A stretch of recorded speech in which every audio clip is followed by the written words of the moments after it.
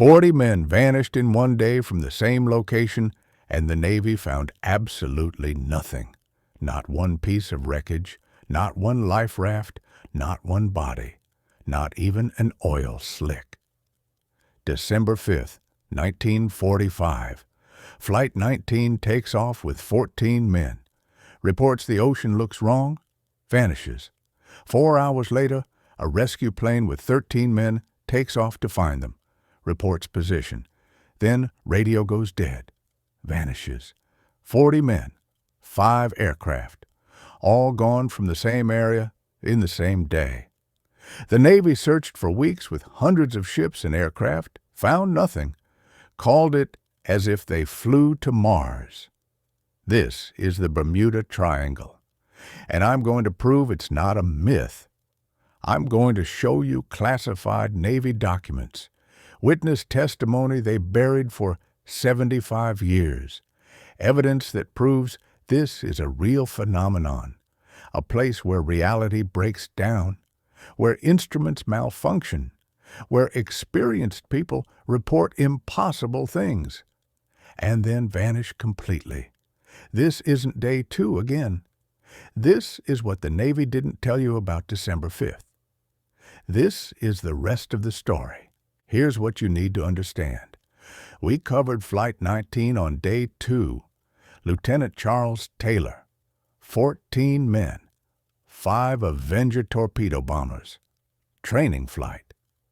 They reported the ocean looked wrong, compasses malfunctioning, everything looked strange. They flew in circles for hours, fuel ran out, they vanished. But that's only half the story. That's the part everyone knows, the part the Navy admitted, the part they couldn't hide because too many people knew about it. But there was another plane that day, another disappearance, one the Navy tried to bury, one they didn't talk about for decades, one that proves Flight 19 wasn't an accident, wasn't pilot error, wasn't navigation failure, because the second plane, that plane had experienced crew. That plane knew exactly where it was going. That plane reported its position, and then it vanished too. Same area, same conditions, same complete absence of wreckage. Let me show you what really happened on December 5th, 1945, 5:50 p.m. 4 hours after Flight 19 disappeared. Fort Lauderdale Naval Air Station. The sun is setting. It's getting dark.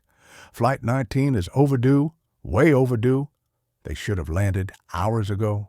The base is in full emergency mode. Search and rescue protocols activated.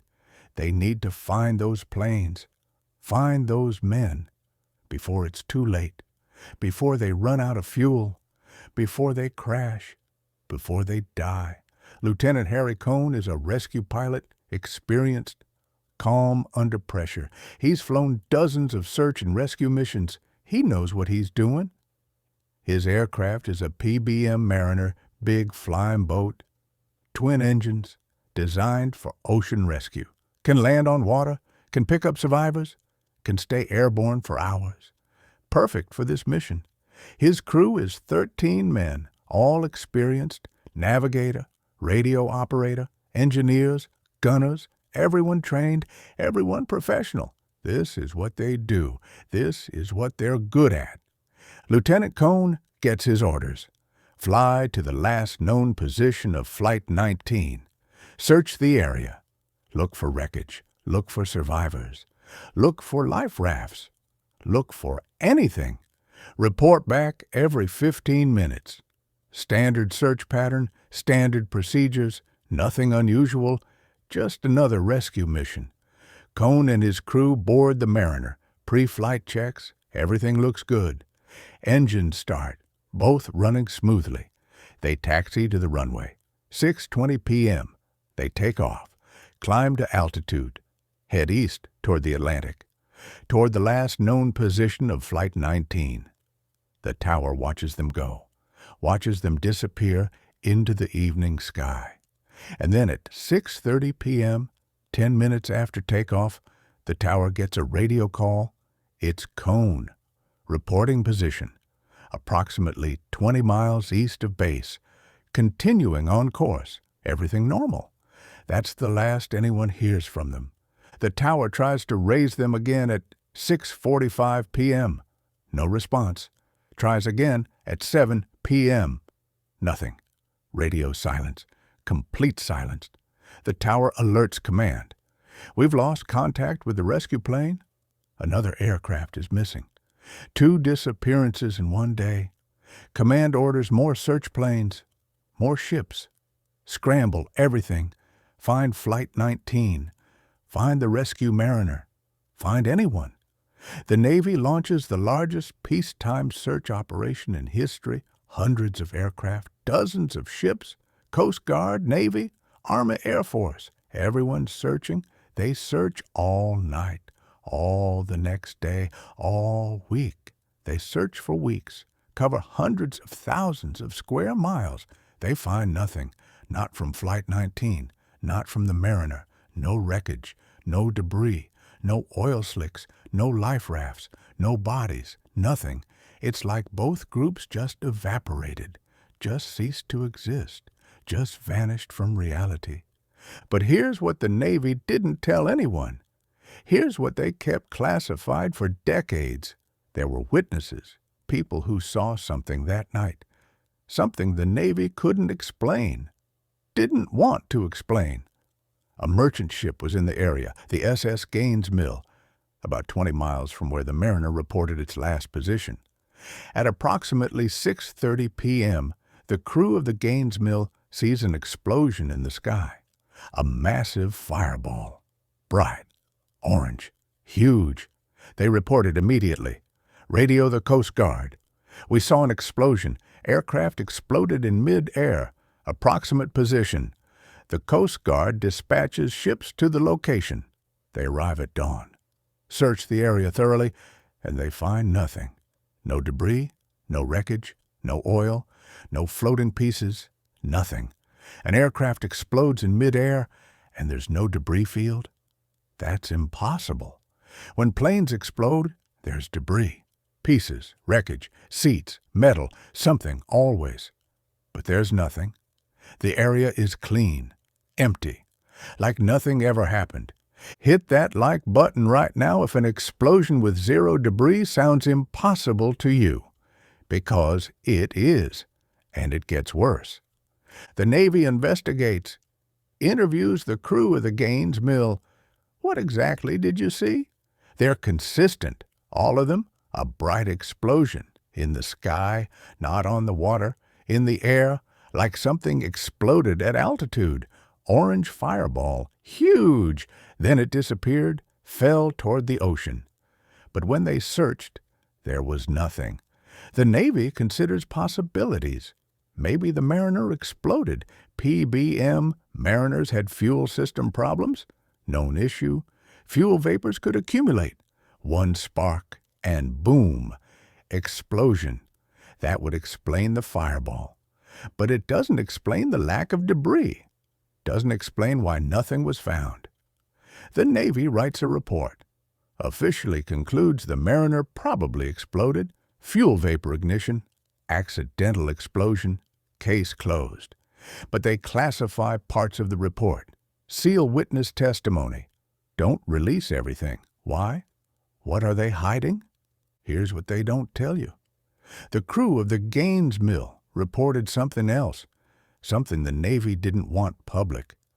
Before the explosion, they saw lights, strange lights, in the sky, moving, not like aircraft lights, not like stars, moving in patterns that didn't make sense, hovering, then accelerating, then the explosion, then nothing. The Navy interviews them separately. Their stories match. All of them saw the lights. All of them saw the explosion. The Navy documents it, then classifies it, seals it, doesn't release it for decades. When researchers finally get access to the files in the 1990s through Freedom of Information requests, they find the testimony, find the witness statements, find the evidence the Navy buried, and it changes everything. But Flight 19 and the Mariner aren't the only disappearances in the Bermuda Triangle, not even close. Let me show you the pattern. Let me show you how many times this has happened. December 5th, 1945. Flight 19. 14 men. 5 aircraft. Vanished. Same day. Rescue Mariner. 13 men. 1 aircraft. Vanished. That's 27 men and 6 aircraft in one day. But that's just December 5th. There are more. Many more. March 1918.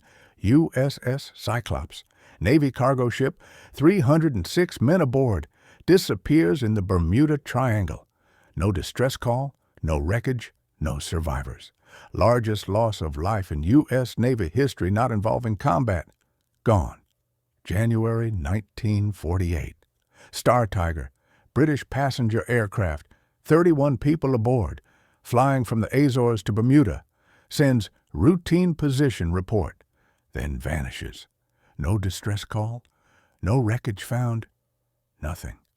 December 1948. Star Ariel, sister ship to Star Tiger, same airline, same route, 20 people aboard, flying from Bermuda to Jamaica, sends position report, weather good, all systems normal, then vanishes, no distress, no wreckage, no explanation.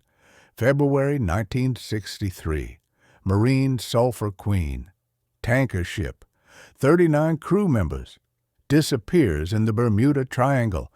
Coast Guard searches, finds a few life vests, that's it. No ship, no wreckage, no crew. 39 men gone. December 1967, Witchcraft, luxury yacht, 22 feet from Miami shore, just outside the harbor. Captain radios Coast Guard. Says he hit something, needs a tow, no emergency, no danger, just needs help. Coast Guard dispatches boat, arrives 19 minutes later. The yacht is gone, completely gone. 22 feet from shore in 19 minutes. Coast Guard searches, finds nothing. Yacht and 2 men vanished. June 1950, SS Sandra, 350-foot freighter, 28 crew, disappears between Florida and Puerto Rico. No distress call, no wreckage, nothing.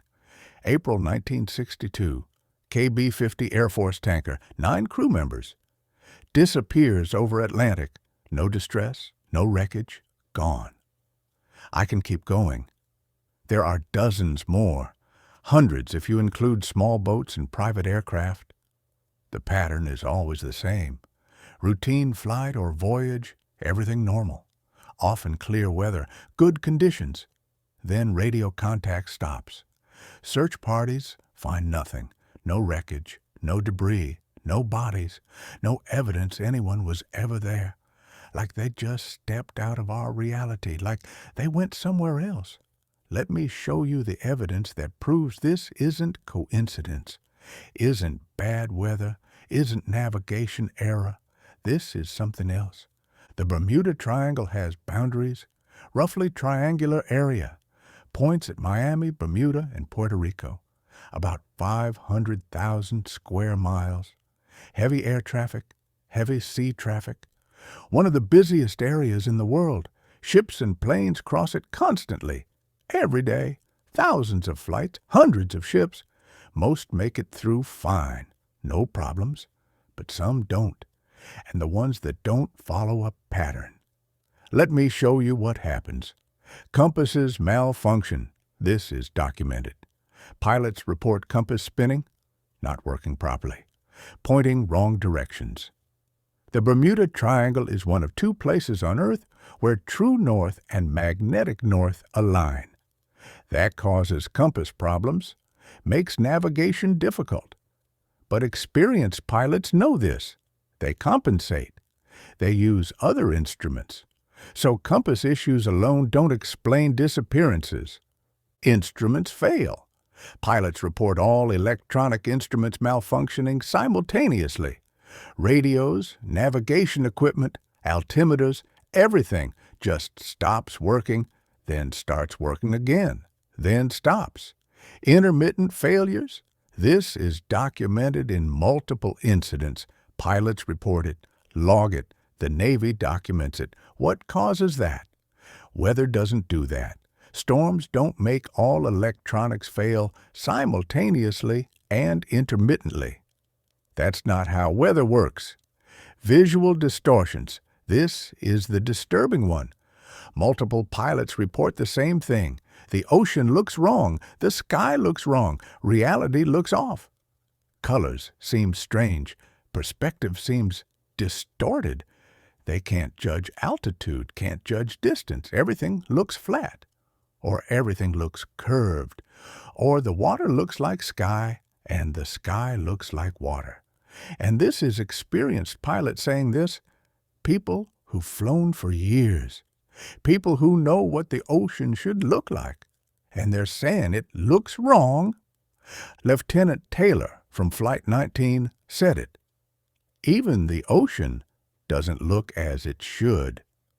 He said everything looked strange. He didn't know where he was, couldn't recognize landmarks, couldn't trust his instruments.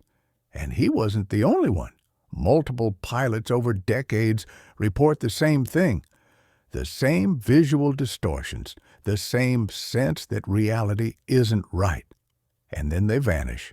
That's the pattern. Instruments fail, visual distortions, radio problems, then disappearance, and no wreckage. Ever. Comment right now if this sounds like the other 5 cases. Because it should. Because it's the same pattern. Let me connect this to everything we've covered. Day 1.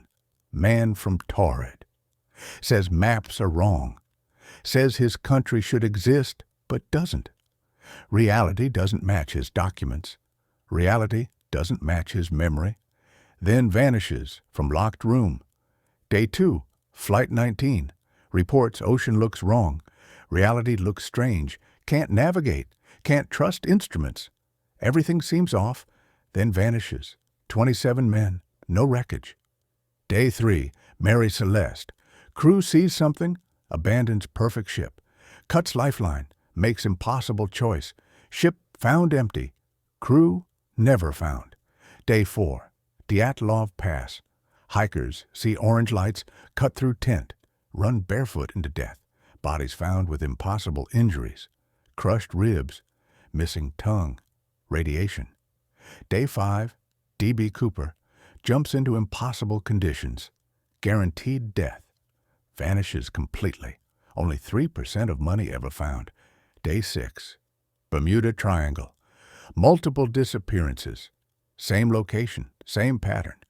Instruments fail. Visual distortions.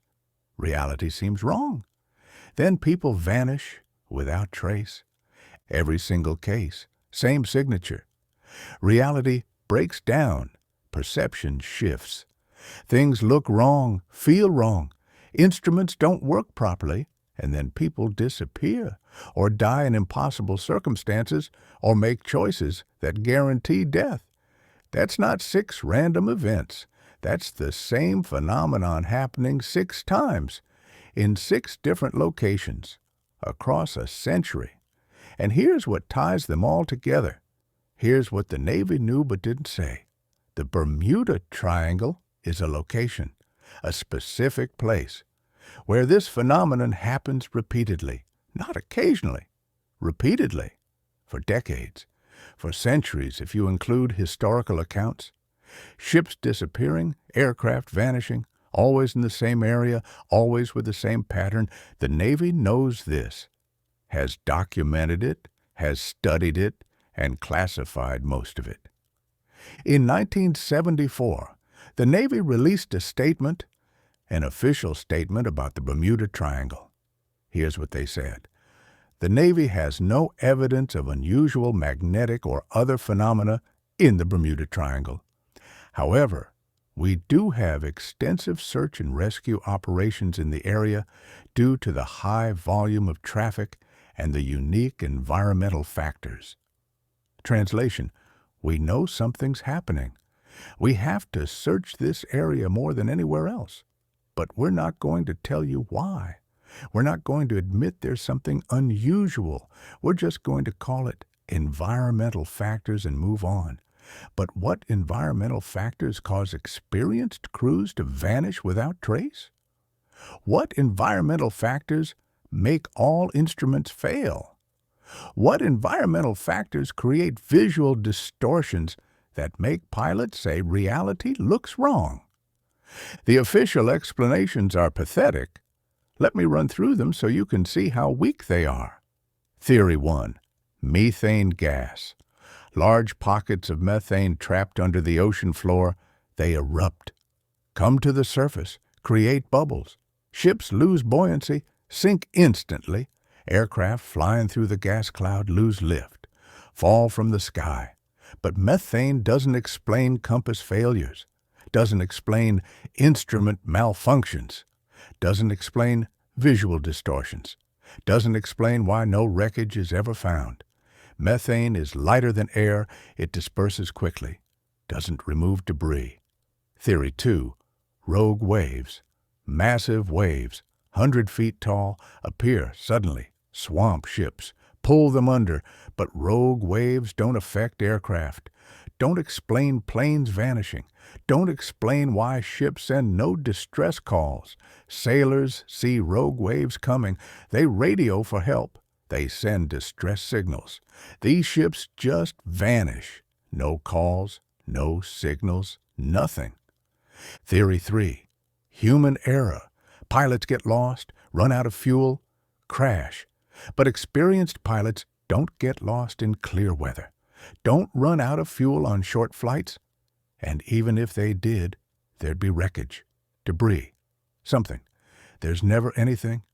Theory 4. Pirates. Modern pirates attack ships, steal cargo, sink vessels. But pirates don't attack Navy aircraft, don't make rescue planes vanish, don't operate in U.S. territorial waters where the Coast Guard patrols constantly. And pirates don't take everything. They leave evidence, bodies, wreckage, something. Theory 5. Weather. Severe storms, hurricanes, waterspouts, sudden squalls. These are dangerous, can sink ships, can bring down aircraft. But most Bermuda Triangle disappearances happen in good weather. Clear skies, calm seas, routine conditions. Flight 19? Weather was good when they took off. Star Tiger and Star Ariel? Both reported good weather before vanishing. The Witchcraft? Calm night. 22 feet from shore. Weather doesn't explain it. Every natural explanation fails to account for the core pattern. No wreckage, no debris, no distress calls, instrument failures, visual distortions, and it happens repeatedly in the same location. If it was weather, it would happen everywhere. If it was human error, there'd be debris. If it was pirates, there'd be evidence. If it was methane or rogue waves, it wouldn't affect aircraft. None of the natural explanations work. So what does? What explains everything? Here's what I think, and the Navy's going to hate me for saying this. I think there are locations on Earth where reality is thinner, where the barriers between dimensions weaken, where something from somewhere else can reach through, or where people can slip through to somewhere else. The Bermuda Triangle is one of these locations. So is the area where Dyatlov Pass hikers died. So is wherever the man from Taured came from. So is the stretch of ocean where the Mary Celeste was found. So is wherever D.B. Cooper jumped. These aren't random locations. These are thin places, places where the impossible becomes possible. And when you're in these places, reality breaks down. Your instruments don't work because the laws of physics aren't stable. Your compass spins because magnetic fields fluctuate. Your radio fails because electromagnetic waves don't propagate correctly. And your perception fails because what you're seeing isn't entirely from this dimension. It's overlapping.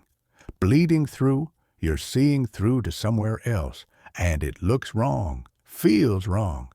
Your brain can't process it, can't make sense of it. Flight 19 saw it. The ocean looked wrong. They couldn't navigate, couldn't trust anything, got disoriented. And then they crossed through, went somewhere else, and the mariner followed them, went through the same doorway, the same weak spot, and they're gone, not crashed, not sunk, gone to somewhere else, somewhere we can't access, somewhere outside our reality. Subscribe right now because tomorrow is day 7, the final video, and I'm going to show you what connects all 6 cases.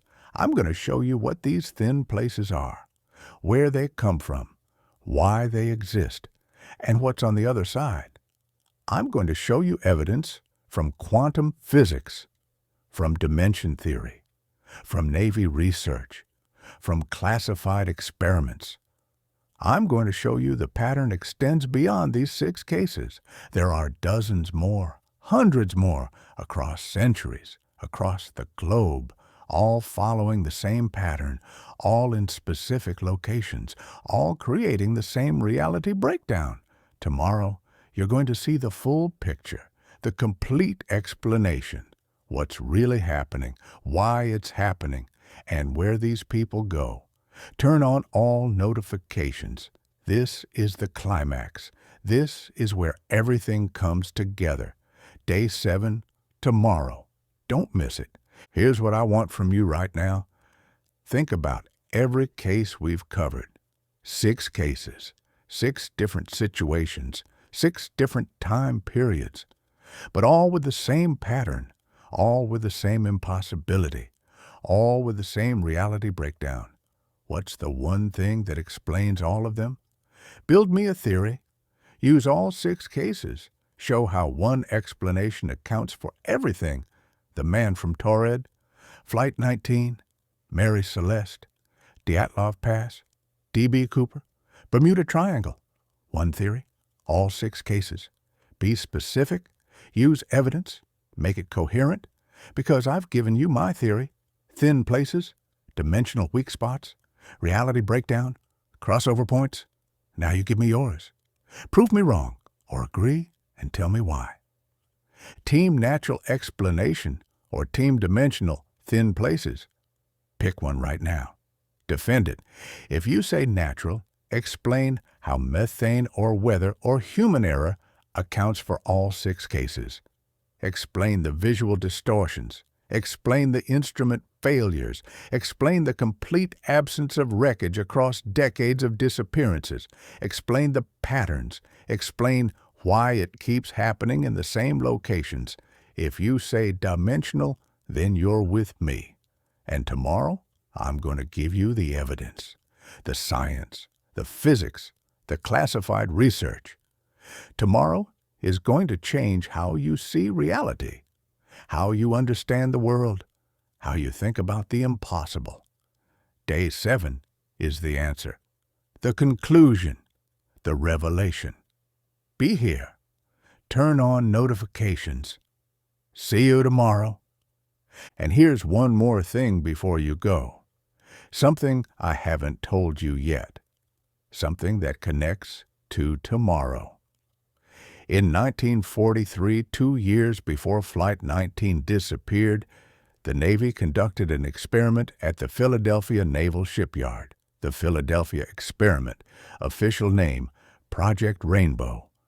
The goal was to make a ship invisible to radar. They outfitted a destroyer escort, the USS Eldridge, with electromagnetic generators, powered them up. And according to witnesses, the ship didn't just disappear from radar. It disappeared completely, vanished, teleported. Some say it appeared in Norfolk, Virginia, 200 miles away, then reappeared in Philadelphia. The crew was affected. Some fused with the metal of the ship. Some went insane. Some vanished completely. The Navy denies it happened, says it's a myth, a legend. But there are witnesses, sailors who were there, who saw it, who documented it. And 2 years later, Flight 19 disappears in an area where the Navy might have been conducting similar experiments, testing electromagnetic technology, testing what happens when you manipulate reality. Tomorrow, I'm going to show you the connection, show you the Navy's research into dimensional technology, show you what they might have accidentally created, show you why these thin places exist. Day 7, tomorrow, final video, turn on notifications. This is where it all comes together.